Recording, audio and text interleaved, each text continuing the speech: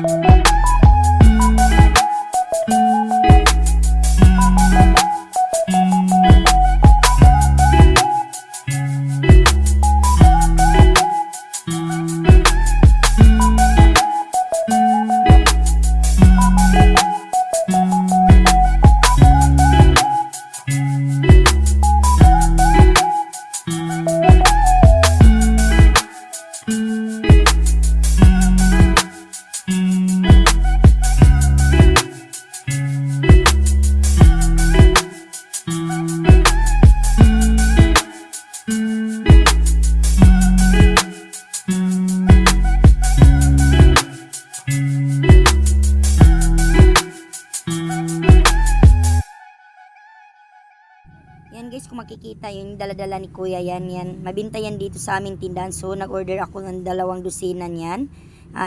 Tig-isa pala kasi dalawang size po yung ganyang klase na Tupperware namin dito sa tindahan.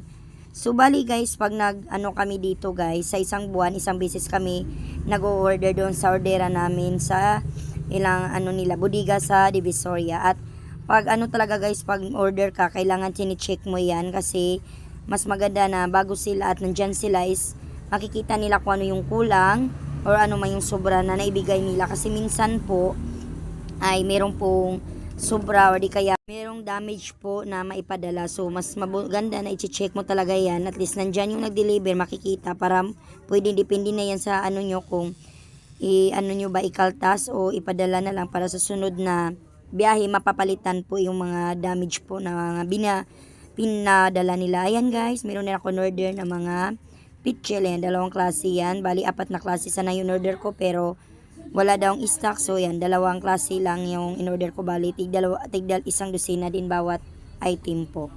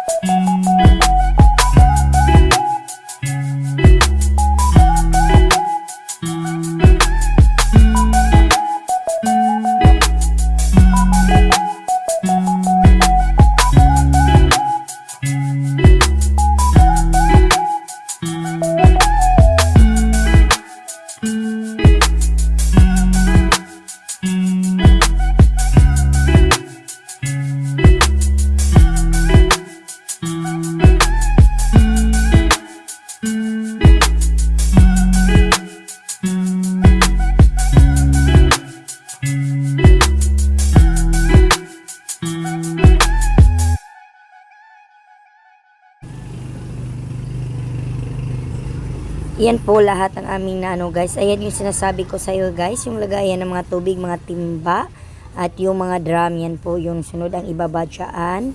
Yan lang po ang medyo malaki-laki sa mga pinadeliver namin ngayon kasi hindi ako nag-order ng mga ano, yung tawag nito. Itong binababa guys, ito ay yung pinakamaliit na size ng size ng water size ng Orocan. Yes, nasa 45 liters lang yan.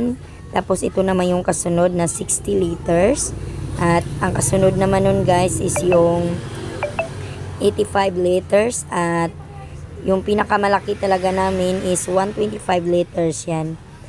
Di naman sa ano guys, yung mga ganito dito is mabenta talaga kasi dito sa lugar namin is nagaano ng tubig, may schedule dito ng pagpatay ng tubig kaya kailangan dito ang malaking lagayan or malaking istaka ng tubig kaya mabenta po itong mga ano namin dito, mga Orocan. Meron din pala ako mga in-order dito guys.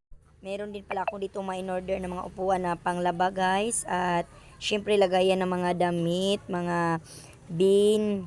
Yung bin is yung trash bin yan. Dalawang klase yan. Oval na black at yung may kulay na bin. Yes. At meron din tayong arenola kasi. At yung CR pump natin guys. Kasi yun ang pinakamabenta dito yung CR pump na pang ano sa CR. Lalo na kasi yung mga CR dito is palagi pong nababarahan yung talagang pangbato namin. Once na may mabintay nun, sunod-sunod na talaga yung bintahan ng aming mga CR pump. Meron din tayong mga tabo guys kasi yung mga tabo ang pinakamabenta sa amin dito sa aming, mabinta din ito sa aming tindahan. Don't forget to like and share and paki-subscribe na po sa hindi pa po nakasubscribe ng aking channel. Thank you po. Bye!